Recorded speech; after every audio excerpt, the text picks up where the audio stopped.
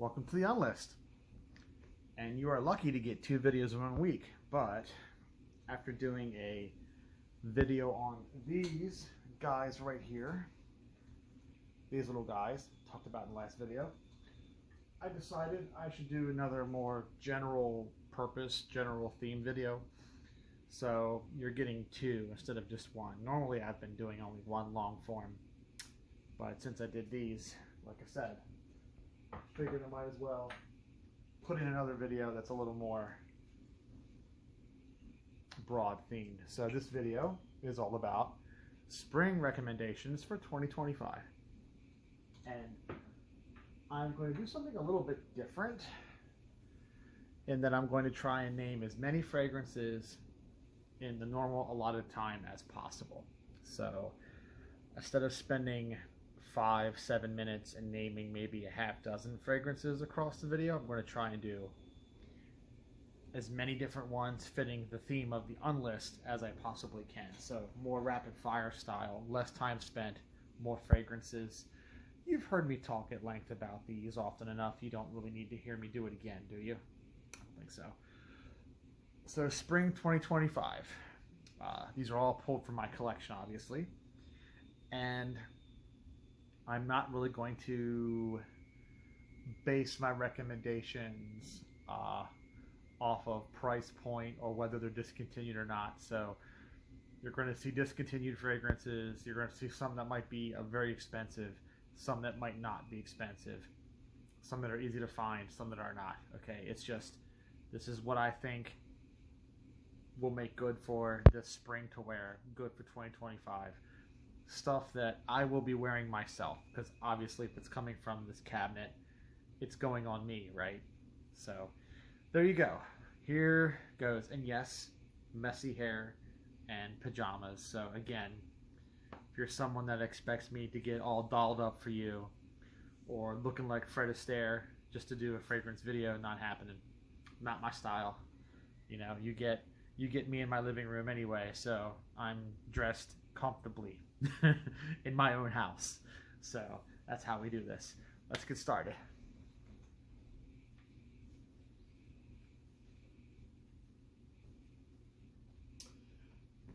First things first.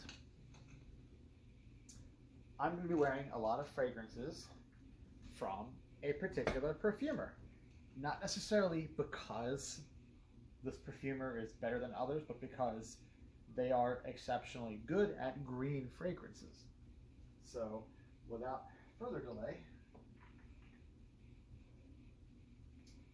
the perfumer in question is Christine Nagel, and she actually loves green notes in perfume anyway. Her favorite notes are green notes, so a lot of her fragrances, particularly men's fragrances, tend to lean heavily into green notes. And of course, her first flanker, when she took over for Jean-Claude Elena, her first flanker for Terre d'Hermes was the Eau Intense Vetiver flanker from 2014, I believe, when this came out. And it's quite good. It is one of my favorite takes on vetiver. Some people are not fond of the woodier, tongue-tied there. Some folks are not a fan of the woodier aspects. They would rather just it be vetiver and citrus and such. But there's always Guerlain and Givenchy for that classic style. If you're okay, a little more modern, a little more punchy kind of sort of woodier take on vetiver, this is very, very good. I recommend it. Spring 2025. And obviously, I'm going to follow that up with other Nagel selections. In particular, the 2 H24 entries that I have, also from Nagel. Not gonna lie, I like the Nagel. And the original H24, which is definitely more citrus than it is green, but it does have that narcissus, has a nice sage note, has a bit of a grassy overtone in it. That's very nice. I enjoy sort of a, what I call like a cyberpunk version of Eau Sauvage. And then you've got the Herbs Vive version, which is a little more, a little fruitier, also very green, a little bit more herbal. This is more herbal than the regular H24. It has this strange material called Psycool, which is supposed to be like a mint, but not mint. Still quite good though.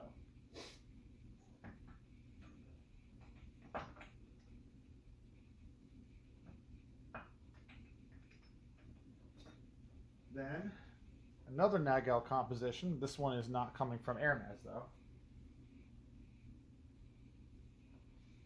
This is one of her older ones. Yeah, right here. This is one of her older fragrances. This is Eau de Cartier. Now, these are getting quite expensive because they're discontinued, so you may not be able to get in for a good price with these, unfortunately. And these bottles also have a tendency for their print to fade. So, getting a good bottle is one thing. Getting a good bottle that has the script intact is another. But if you don't really care about that, you just want the way it smells. Lovely violet lavender combination. Very nice, very fresh. 2001, I believe this came out.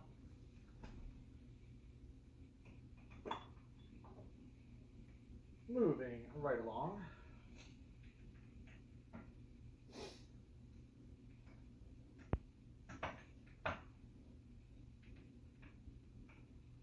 Not a Nagel composition, but another female perfumer that I enjoyed very much, woman perfumer, this time for Cartier.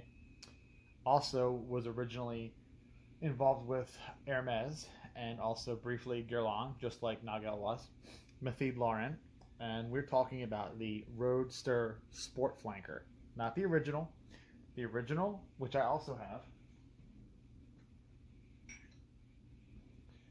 This is not a good green fragrance. It is mint, it is vanilla, it is cedarwood, it is patchouli. You can wear it in spring. It could certainly make a good spring fragrance, but it's not a green fragrance, so it doesn't fit the theme of this video. This, however, does. This was kind of like Cartier really trying to give Terre de Hermes a run for its money. They take the Roadster composition, they take out the vanilla, they switch out the mint. It's no longer peppermint, now it's more of a spearmint. And they have herbs in here. They have orange, cedarwood, patchouli. It's built in a similar way to Terre de Hermes, but no dirt, no funk, no Elena type stuff. So none of that. Now, another really good green fragrance, much older school green fragrance, is Basil Uomo. Not to be confused with Forte, okay? So, in my last video, where I compared this Gravitas to Forte, so you have to understand that regular Basil Uomo and Forte are completely unrelated, aside from the name and the bottle. They are unrelated. The Gravitas, which is a semi-oriental fougere, has a lot in common with this, which is a similar ambery, lavender, sandalwood, carnation spices, oak moss, heavy, baroque, gentlemanly, right? Just like that Gravitas over there. Similar. This came out in 88, I think. 88 or 89. Pretty sure 88, though. But the original Uomo, which is this, 87. This is a very green chypre fragrance. So you get oak moss, you get chewy herbs, you get jasmine in the heart, bergamot up top. You get some castoreum, some animalics, but this is not super animalic. This is a little bit more along the lines of a Crizia Uomo, along the lines of a like a like a Quarum a little bit, but not quite. This is much fresher than Quarum, though. Much, much fresher. This is really kind of hard to compare to something. This is like 6 degrees of Kevin Bacon between a whole bunch of different fragrances from that time period. This kind of sits in the middle, and all of them kind of sit around in a circle. So this has little bits and traces of other things, but nothing quite smells like this. And this is why I'm telling you to get a bottle of this for springtime. Nice and green. Fresh, cool, mossy, well done.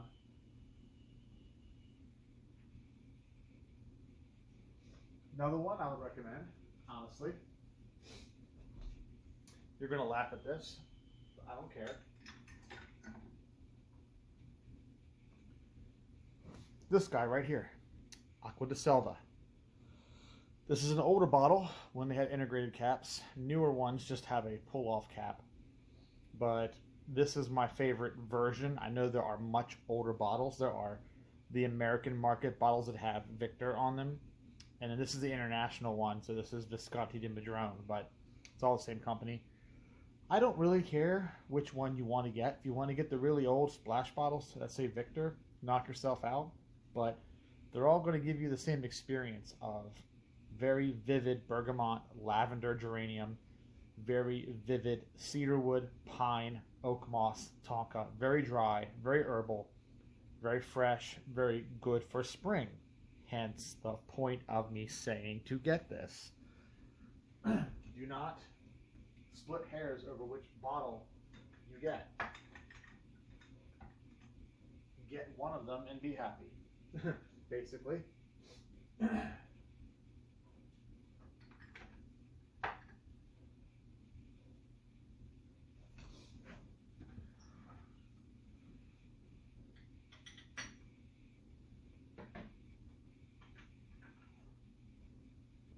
Obviously, this is a really expensive fragrance. A lot of you are going to roll your eyes if I try to recommend this. If you're a baller, if you're a finance bro, you work in Wall Street, you're a doctor, you're a lawyer, you know, you're a Bitcoin billionaire, whatever your deal is, if you can afford a bottle of this, go ahead and get one.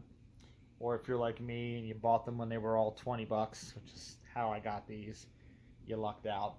Otherwise, I guess I can't really, in good conscience, I can't really recommend Zara, but it is a fantastic green fougere. It's very fantastic. It has a sort of sour, sporty freshness, an aromatic opening that kind of leads into a mossy base. People compare this to Gucci Nobile. I don't think so. I don't think it's very close to Gucci Nobile. It's in the same neighborhood, but on a different street, I guess you could say. However, I can recommend alternatives to this that you might enjoy just the same, which will cost you less money. So,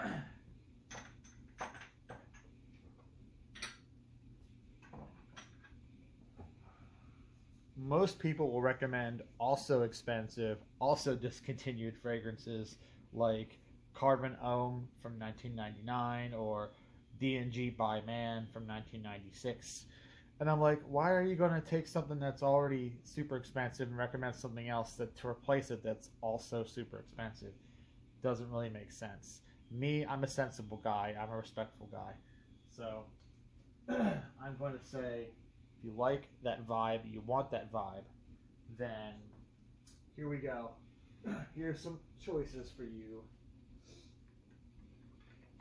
As I said, if you have the money to buy a bottle of Zara, by all means, get it. It's a great spring option. Here's a little unknown gem from 2000 called Aura by Giacomo. This has got a little more tobacco in it. This has got a little more pine in it than the Zara does. It goes in a bit more of a dynamic direction because this is late 90s, early 2000s, right? Coming out exactly in the year 2000. So a bit more modern to that era compared to the Zara. The Zara is a little more traditional 80s fougere, but cool, bizarre bottle. Like I said, I try not to keep my recommendations pinned to whether it's discontinued or not, or expensive or not. But when something is like $500 like that, then I have to make an exception. And give you some alternates. But I did want to mention it, right? I didn't want to leave it out of the conversation. But, you know, I feel kind of silly saying, yeah, get you a bottle of Czar, right? To be honest, I feel like an asshole. I feel like an asshole recommending that. So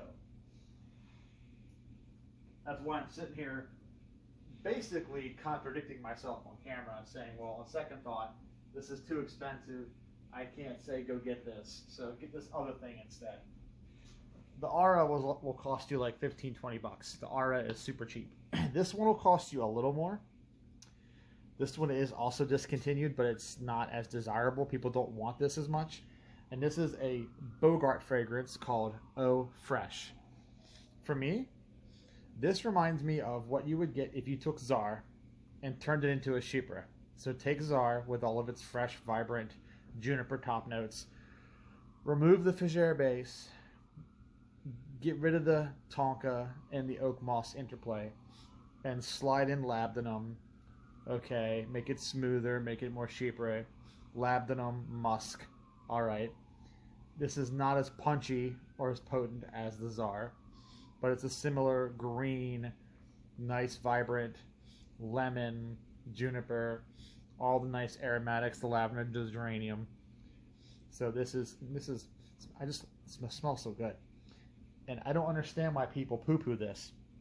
A lot of people who collect vintage fragrances, especially old Bogarts, they love Witness, which has the same bottle as this. They love Witness, but they don't like this.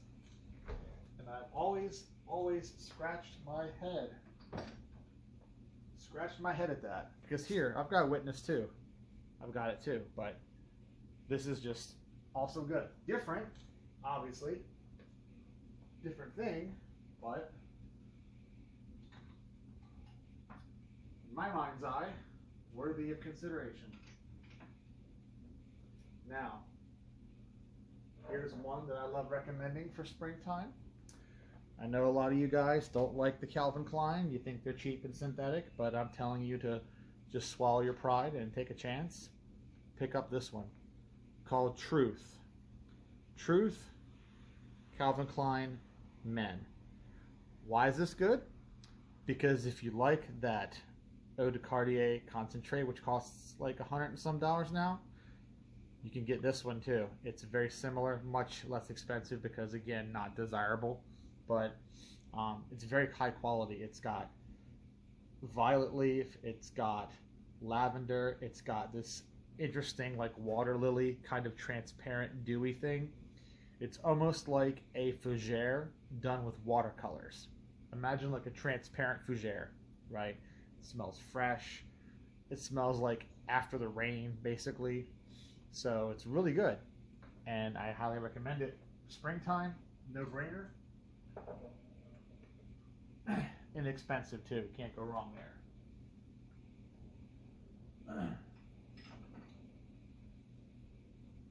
Crisia Uomo. I kind of consider this fragrance to be one-man show in a suit and tie. I'm not going to recommend one-man show as a spring fragrance because that is a big old fat castoreum, and like just that is like an herbal castoreum bomb. That fragrance is such a big heavy musk bomb. It is hard to get around that. Yes, it has green notes. One Man Show is very green. It's very leathery, very Chypre, but on the same token, it's also a whole lot of, okay? It's a whole lot of extra. So if you wanted a fragrance like One Man Show, but maybe focused a little more on the herbs, focuses a little more on the green facets, not quite so musky, not quite so leathery, like a little more balanced, you know, not batshit insane like One Man Show is, then you want this, Crisia Uomo. This is kind of like sensible one-man show. So maybe it's two men running this show, possibly three, instead of just one, having to juggle all the balls by himself. Giggity. So, and of course,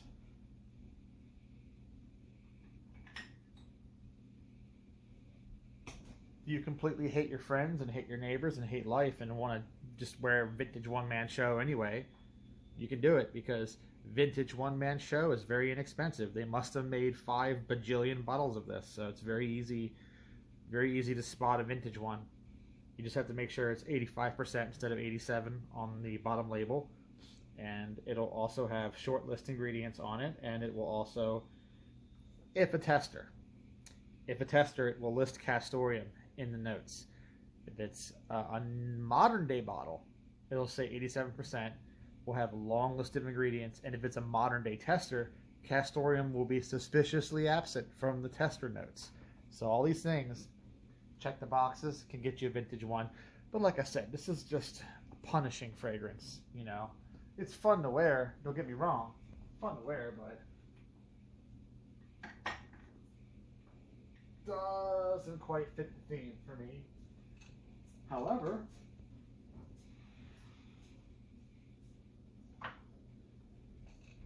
one that does, this guy.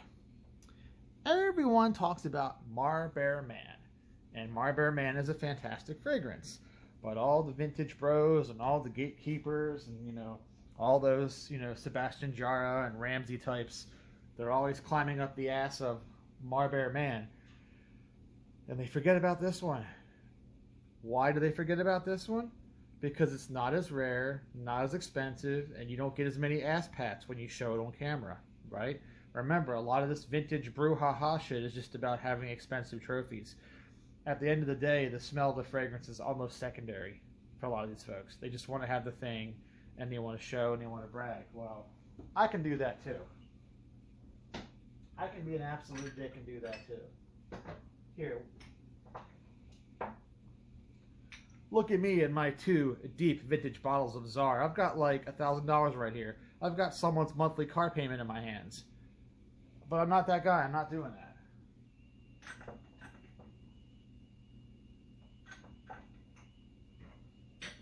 But yeah, I can do that too. I can be that guy. I can be that guy, but I don't like being that guy. And I don't think you should be that guy either. So let's just not be that guy.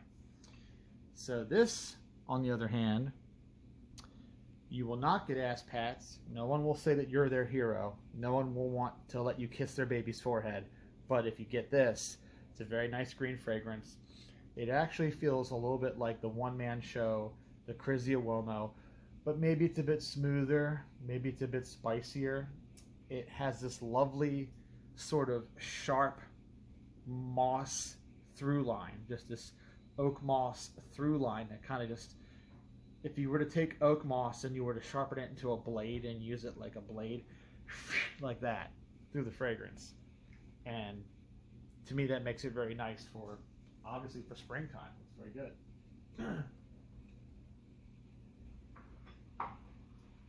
And I also kind of feel like, you know, I kind of feel like that could be a poor man's alternative to this, because this is another one that you can brag about and say, right? So you can do that, or you can just get a bottle of that Marbear Homme, which is really good. Great for springtime, like I said. Moving on to other things. Other things indeed. Other nice green fragrances I recommend for springtime.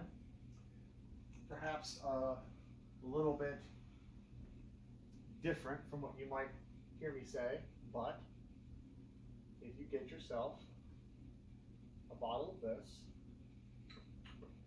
aha, here we go. You knew Avon had to come into this sooner or later, right? This one from 2003, it's called His Story. If you can see it, the camera's probably not going to, there it goes. That's it, that's it. His with 2 S's, His Story. This was actually perfumed by Callis Becker. The Callis Becker, who is like the teacher of perfumery at Givalda now, and she has made a lot of very interesting and groundbreaking fragrances during her career. But this is not one of those, obviously, but it's a very nice fragrance nonetheless. A very sheer, sharp sort of green galbanum leather fragrance with a very punchy suede note. So it feels grassy and it feels green, but it has that suede note cutting through it, and it's just really good for springtime. Just has that nice green feeling to it. Like I said, it's And it's also discontinued, but it's Avon, so it's not expensive because nobody wants these.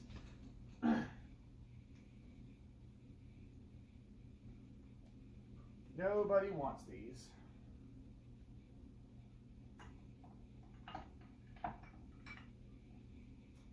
So, another option for you.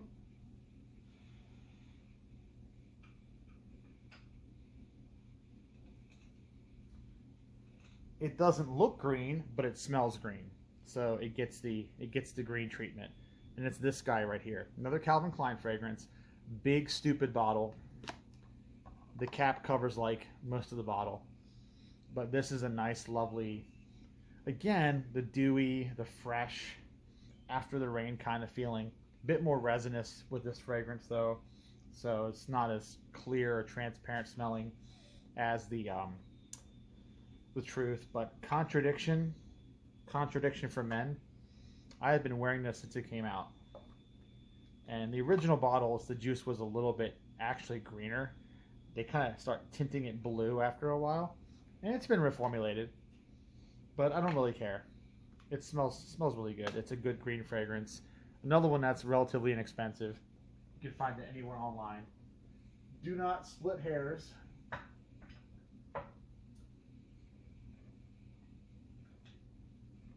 Don't split hairs over what bottle you have. Just buy it and enjoy it.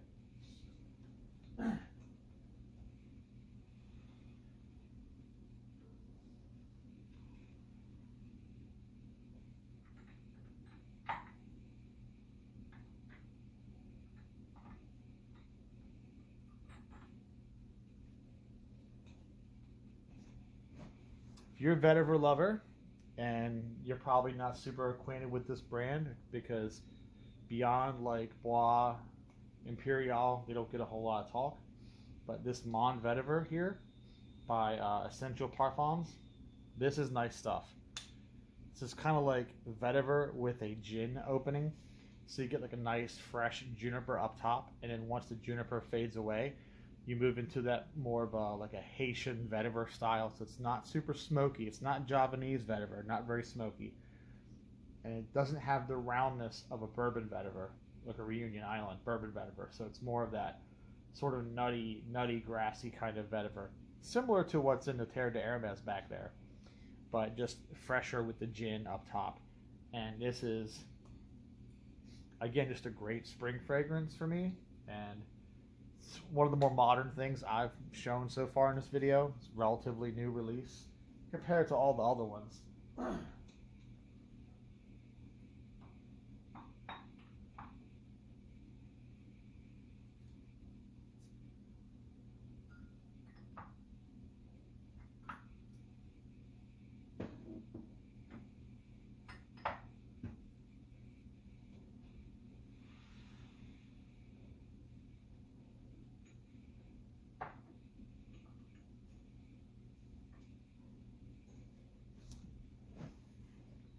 Another great green fragrance, Mancera Deep Forest.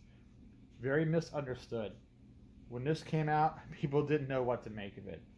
But it is heavy, balsamic, resinous, lots of patchouli.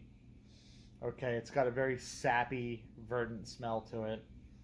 It does have a big musk note. Maybe not as musky as One Man Show, but it definitely has some castoreum in here. Some kind of civet is in here too. It's got some kind of oud note, Cambodian oud, but this is a very sort of just heavy, saturnine kind of a green smell. Like you are in the thick of a pine forest when you wear this. You are rolling around in the petrichor of some alpine Nordic woodland, and some kids in face paint are making a black metal music video with torches and going like this, and they've got all the spikes on them, and they're about ready to stomp over you in the music video while you're wearing this. So this is very good stuff. You get the picture, I think. I'd like to think you do.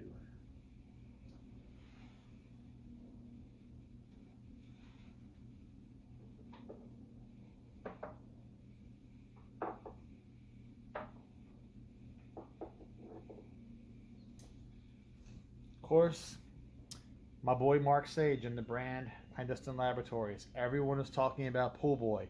Pool Boy sells out almost instantly. But he has so many other fragrances and they're all worthy of your consideration. The greenest fragrance in probably his entire catalog. And if you're going to name something green in French, vert, it had better be green. It had better be a green fragrance. So this is one to pick up. It has a very galbanum, musky, very sour smell. It's got some pepper notes in here. Some very interesting green peppercorns are in this fragrance. And for a while he couldn't source them, so he had to switch them out. And then he found them again and switched them back in. But it's a very, very, very sort of different kind of green smell. And it's not really anything else like it. Pretty unique stuff. Of course,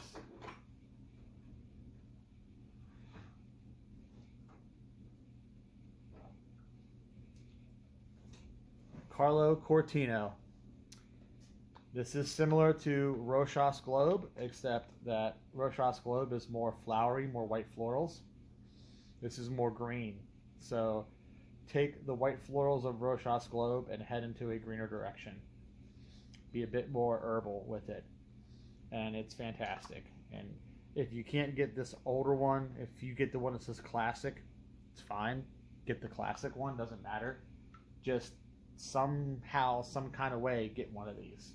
Carlo Corinto, actually, not Cortino. Cortino is like a car, right? Carlo Corinto. What I know about him is he was some kind of fashion designer who got really popular in South America. But that's really it. Kind of a flash in the pan beyond that. So, and then, last but not least, let's go all the way back. Let's go really old school. Really, really, really old school. Like mid-60s old school. This one. British Sterling by Spidell Textron, 1964. Green, mossy, woody. This has got all kinds of deep, deep foresty green goodness in this fragrance. And it's still fougere. It's still a fougere, but it's just a fougere that lays it on very thick with the green notes, with the patchouli, with the herbs, all that stuff. And it's just on a different level. This is the old bottle with the metal surround and all that stuff and the label. So newer ones are okay. I've smelled them. They're not bad. But if you can get that one, get that one. Okay, guys. That's been my spring 2025 green fragrances video. Hope you enjoyed it. Catch you next time.